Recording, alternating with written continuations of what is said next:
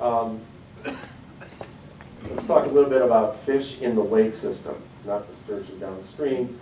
You know, we've got a pretty good diversity of fish up here. The common ones, northern pike, walleye, bass, muskie. The environmental assessment has a complete list of all the species. Now, fish live in different areas of the water. They spawn in different areas. I broke them into sort of three groups here. We got fish associated with cobble gravel lake bottoms. These are species like walleye, lake whitefish. These are fish that like to spawn in gravel. So what they do is they look for gravel ridges in the bottom of the lake, and they actually lay their eggs into big pore spaces between the big rocks. And then they leave them, and they kind of have to take care of themselves, and they hide out in these little, you know, spaces. They will not be affected by either regime. This is typically fish that are spawning out in deeper water. We then have fish that are associated with seasonally flooded areas. So these are species like northern pike and muskie, grass pickerel. What these fish do, their strategy is they lay their eggs on vegetation. They want to hang them basically up in the water column. And so they come by, they spawn, and they basically stick their eggs up on these vegetation, and they just sort of hang there until they, you know, the eggs are matured. These species will probably see improvements because you will have higher water levels in the spring. They tend to spawn more in the marshy areas. And the reason they put their eggs up on the vegetation is because these are typically mucky areas of the lake. So they don't want their eggs falling into the mud where they'll suffocate. And then the last group are what I call sand gravel or nest fish. These would be fish like large smallmouth bass, bluegill. These are the ones you see right along the shoreline. They use their tail to kind of fan out a nest. They lay their eggs in that sand gravel. For the woman in the room, it's interesting that in the fish community, that fish that sits there and takes care of the eggs, he basically sits there, it's the male who nurses the eggs. And what he does is he sits on the nest to keep predators away, and then he also fans with his tail the nest to keep any fine sediment from coming in and plenty of oxygen over his eggs. Those species, as soon as those eggs hatch, what they have to do is those little young fry need to rapidly move into a nearshore reef bed to hide so they don't get eaten.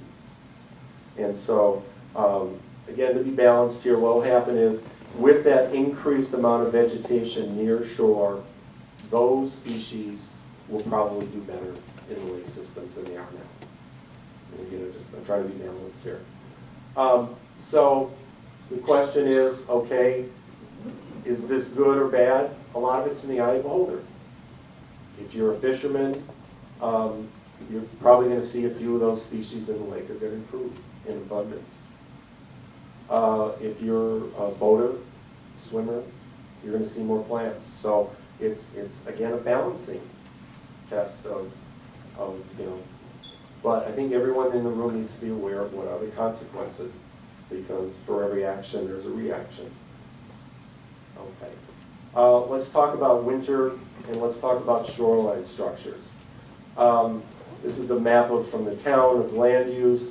That yellow are residential properties. There's a lot of developed properties in this system. DNR, I think, does an inadequate job in their assessment of what is the impact on shorelines. And even though a lot of comments were raised during review of the draft environmental assessment, they still kind of don't pay a lot of attention to it, and I think it needs to. They have a terribly inadequate estimate in their document. They say there are approximately 78 wet boathouses, 5 dwellings, 16 permanent boat shelters on the whole system. So they've way underestimated it. Now, the Defense Fund asked us to go out and survey all of the structures on the lake, so we had a legitimate number. So over the winter, We started in November when we could still get on the lakes when they weren't frozen yet with a boat. Eventually the ice caught up with us, then we had to wait a while and then go out with an ATV on the ice. And what we did is we went out with some specialized equipment. It was a specially equipped GPS camera. And what we did is we photographed all the shorelines on the lakes.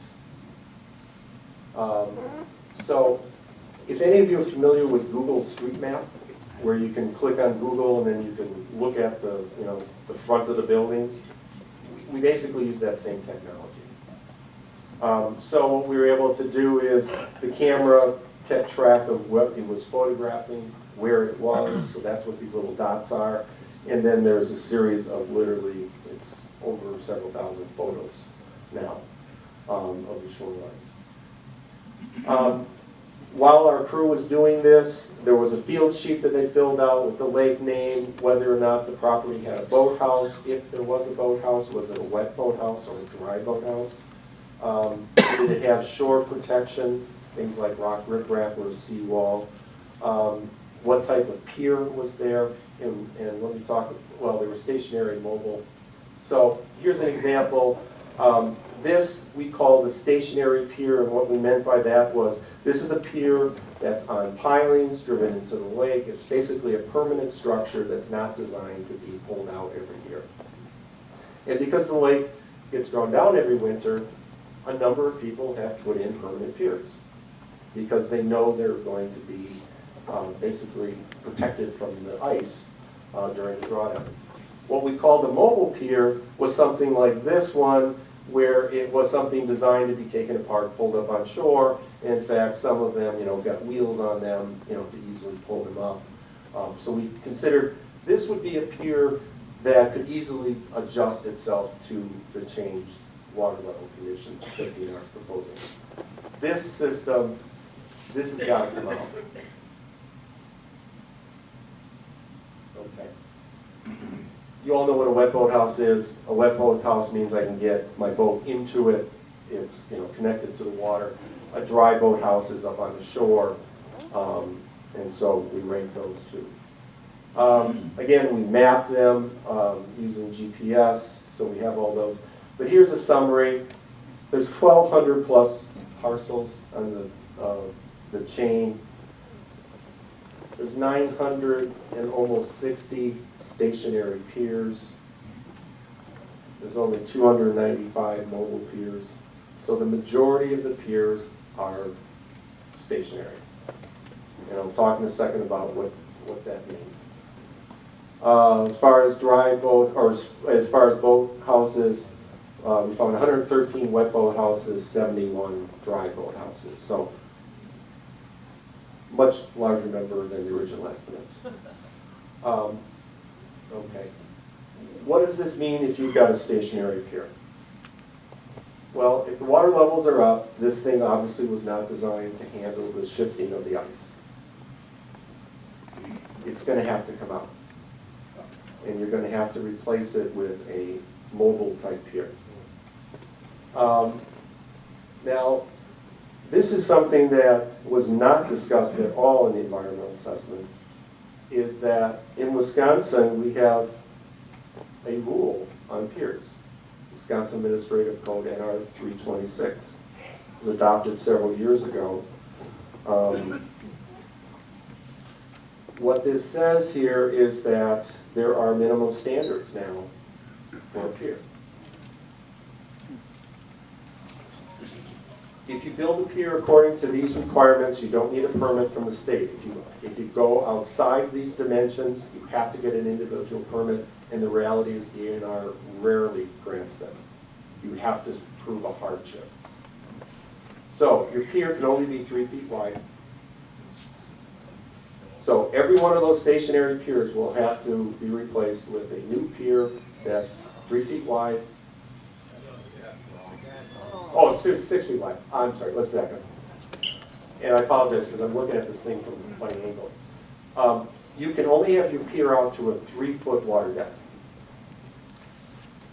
Or if the community has what's called a pier head ordinance, and I don't believe you have one here in town. So some communities can go out a little further if the town adopts a pierhead ordinance. But you won't be able to go out more than 3 feet of water depth. The pier can only be 6 feet wide. You can have a platform on the end, but the surface area cannot exceed 200 square feet. You can create an L, you can create a T, you cannot create any enclosures under the new rules. So the bottom line is that all of those stationary piers are going to have to be replaced. And so, you know, we tried to put together some crude estimates, but the numbers are in the millions of dollars. And so I think that needs to be recognized, that is going to be an impact on quite a few of you. So you're going to have to look at your own property, your own pier, and try to figure out what that impact is to you. But again, if you have a stationary pier, you're not going to be able to keep it. Even the mobile ones that don't come out like mine. Yeah. Showed, Yeah. and it'd be destroyed too if I don't take All the way out, right. Yes, and his point was, and it's an excellent one, is that even many of those mobile piers that maybe you can disassemble and do other things, many of them are not kind of assembled that way right now. They're going to have to be reconfigured to make this happen. And again, if I should have mentioned this, your existing piers were grandfathered in when that rule was put in place. So if you change something, that's what triggers the rule. And like I said, if you go outside these dimensions, then you have to get an individual permit, and they're rare. Okay. Shore structures. This is protective structures. We also surveyed those. Who had shore protection, so we labeled those as either concrete seawalls, rock riprap, stone, or wood walls. What we found, which was very interesting, of the 1,200 plus parcels on the lake system, 64% of the properties here have some form of shore protection. That's pretty high.